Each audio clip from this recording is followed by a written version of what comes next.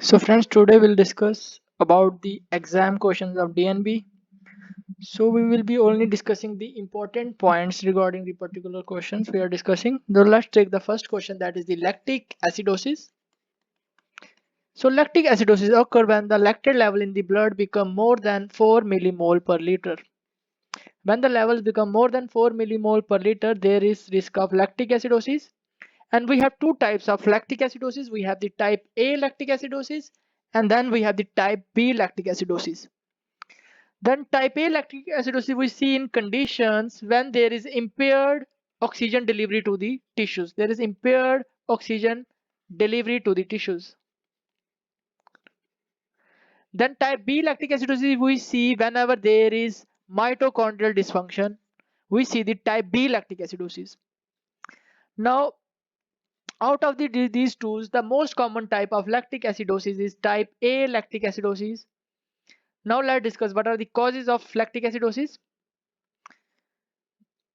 Causes: the type A lactic acidosis we see in sepsis and shock and in any cardiac condition. For example, in cardiac failure, we see the type A lactic acidosis. While type B lactic acidosis we see in diabetic patient, diabetic mellitus, in alcoholics, and in certain disorders like MELAS where there is mitochondrial dysfunction. So you can remember it as DAM. Also, diabetic patient consuming metformin, there is risk of lactic acidosis. Now, one important thing about the lactic acidosis, there is an increased ratio of NADH to NAD ratio. This will increase in lactic acidosis. This thing you have to remember. Then also one more thing is that normally the lactate level which we are checking in our routine labs is L-lactate. This is raised in lactic acidosis mostly. But if we are finding D-lactate level to be raised in circulation, then it is raised in one condition which is known as small intestine bacterial overgrowth. In small intestine bacterial overgrowth, we find the D-lactate level to be on the higher side. Small intestine bacterial overgrowth. It is abbreviated as SIBO. Now let's come to the treatment part of lactic acidosis. So we treat the patient. If there is acidosis, we give the soda bicarb to the patient. But the risk with the soda bicarb, there is risk of cerebral and pulmonary edema. And also we have to treat the underlying condition of the patient. For example, if sepsis is there, we have to treat the sepsis. And if cardiac failure is there, we have to treat the cardiac failure. This is all about lactic acidosis. Then we come to the next question, that is the posterior circulation stroke. Now we will discuss the posterior circulation stroke. So in posterior circulation stroke, we have to draw the diagram of circle of Willis.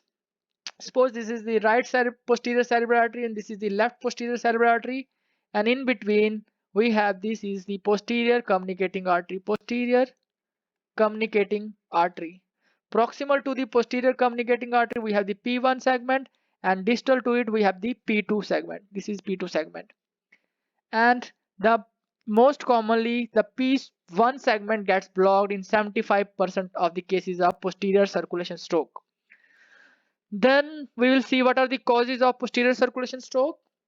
The causes of posterior circulation stroke, we have the fibromuscular dysplasia.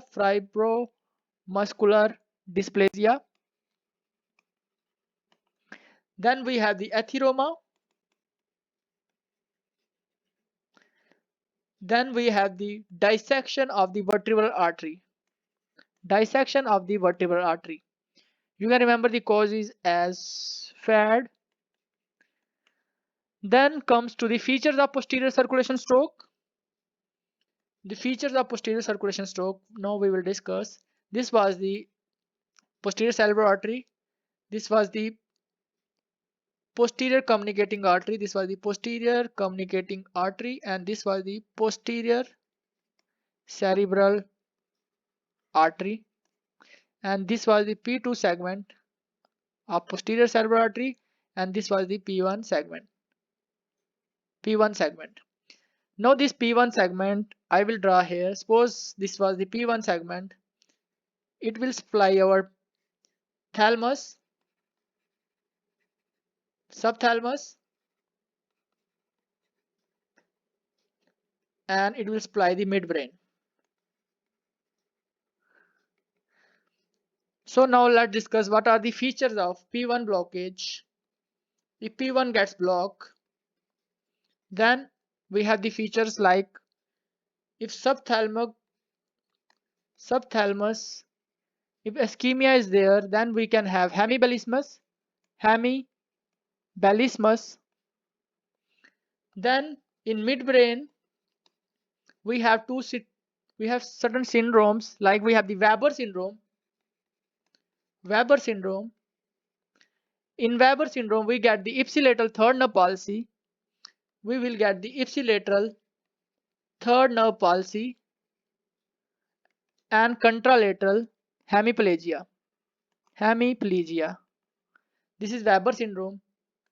Then we get the Claude syndrome. Claude syndrome. In Claude syndrome, we will get the ipsilateral third nerve palsy, ipsilateral third nerve palsy, and contralateral ataxia, and contralateral hemiplegia. This is Claude syndrome. Now the combination of Weber syndrome and Claude syndrome, we call it as Bandic syndrome. Bandic syndrome. This we will get in P1 blockage of the posterior circulation stroke. We will get the Weber syndrome, we will get the Claude syndrome, we will get the Bandic syndrome, and we will get the hemibellismus. Hemibellismus. Then about the P2 blockage. Now we will discuss about the P2 blockage. Here was the P2, and P2 will supply the temporal lobe and the occipital lobe.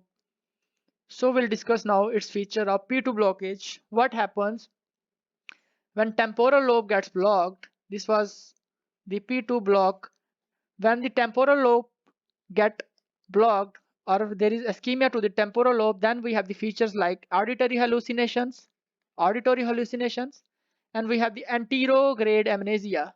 Anterograde amnesia. That is, there is a loss of recent memory. This is about when there is ischemia to the temporal lobe. Now what happens to the ischemia to the occipital lobe, and the occipital lobe is concerned with the vision, then we have the visual hallucination. Visual hallucinations will be there. Then we will get the bilateral homonymous hemianopia. We will get the homonymous hemianopia. This we will get when there is P2 block. That is the homonymous hemianopia. Homonymous hemianopia. Then we can also get alaxia without agraphia. Alaxia without agraphia. Agraphia. What is mean? It means you can, for example, you can write, but you can write, but you can't read. For example, if I am writing the apple, I can write, but I can't read it. That is alaxia, but without agraphia. There is no problem with the writing, but there is issue with reading. That is alaxia without agraphia. Then we can also find one more condition, that is palinopsia. Palinopsia. What happens in palinopsia? Palinopsia, suppose I am showing you, this is the pen I am showing you, and you can see it. If I will remove it from the screen, then this pen will remove from the screen. But if there is persistence of the image, that is palinopsia. Persistence of the image, that is palinopsia. Then you can also see the asimultognosia. Asimultognosia. What happens in it? Suppose if you are, if I am showing you the two objects, one, you can simultaneously perceive the two objects. This is normal. But in asimultaneously, the two objects, more than one object, you cannot perceive it simultaneously. More than one object, we can't perceive in patients with asimultaneously, can't perceive more than two objects when it is projected. Then one very important thing which you will find in posterior circulation stroke when the P2 block is there, that is the Anton syndrome. Anton syndrome. What happens in Anton syndrome? What happens in Anton syndrome? In Anton syndrome, there will be cortical blindness. There will be cortical blindness. Plus, there is normal pupillary reflexes. Normal pupillary reflexes. Then, in Anton syndrome, there will be denial of blindness. There will be denial of blindness. Patients say, I am not blind, because there will be some small islands of vision may be left there. That is the gun barrel vision will be there. That's why he is denying that he is not blind. That is seen in Anton syndrome. This is gun barrel vision. It occurs whenever there is bilateral posterior cerebral artery block is there, then you will get the Anton syndrome. So this is about the posterior circulation stroke. Then we will discuss the third question. And that is the atopic dermatitis. Atopic dermatitis. Atopic dermatitis. It is an allergic condition of the skin. It is an allergic condition of the skin, and in this you find the filaggrin mutation. Filaggrin mutation will be there. Filaggrin mutation will be there, and there will be impaired epithelial barrier. Impaired epidermal barrier will be there. Impaired epidermal barrier. Then in atopic dermatitis you find the IgE level. Since it is an allergic condition, it will be very high. Immunoglobulin E level will be very high, and you can find the certain features characteristically seen in atopic dermatitis. For example, you can find we will see the features. You will find the itching will be there. The patients with atopic dermatitis will be having itching. Then they can also have the lichenification of the skin. Lichenification of the skin. And in lichenification, you had certain features like you can have hyperpigmentation of the skin. Hyperpigmentation of the skin. Hyperpigmentation will be there. Then there will be thickening of the skin. Thickening of the skin will be there. Then there will be scaling of the skin. Scaling. This you will find in atopic dermatitis. Now for the treatment of atopic dermatitis, you can give the moisturizer to the patient. You can give the moisturizer to the patient. And for itching, you can give the antihistaminics. Antihistaminics like you can give the hydroxyzine. This is the antihistaminics. Then for mild cases, you can apply the topical steroid on the skin. Topical steroids. And for severe cases, you have to give the systemic steroids. Steroids for severe cases. And if you are suspecting the infections, then you have to give the antibiotics. For infection, you have to give the antibiotics. Then if infection occurs with methicillin resistant staph aureus, for example MRSA is causing the infection of the skin, then you have to give the minocycline, and you can also give the satran double strength, that is cotroxamol double strength. This is about the atopic dermatitis. Important points about the atopic dermatitis. Now let's move. This was question number 3rd. Then now let's move on to the question number 4th. In question number 4, we will discuss about the tropical pulmonary eosinophilia. We will discuss about the tropical pulmonary eosinophilia. Tropical pulmonary eosinophilia. This is also asked so many times. So what happens in it? This disease is caused by Wuchereria bancrofti. Wuchereria bancrofti is a filarial disease caused by Wuchereria bankrupt, and Bruggia melli. Bruggia melli causes the tropical pulmonary eosinophilia. And what happens in it? You find there is very high level of there is very high levels of immunoglobulin E. IgE levels will be high, and also the eosinophil level will be high.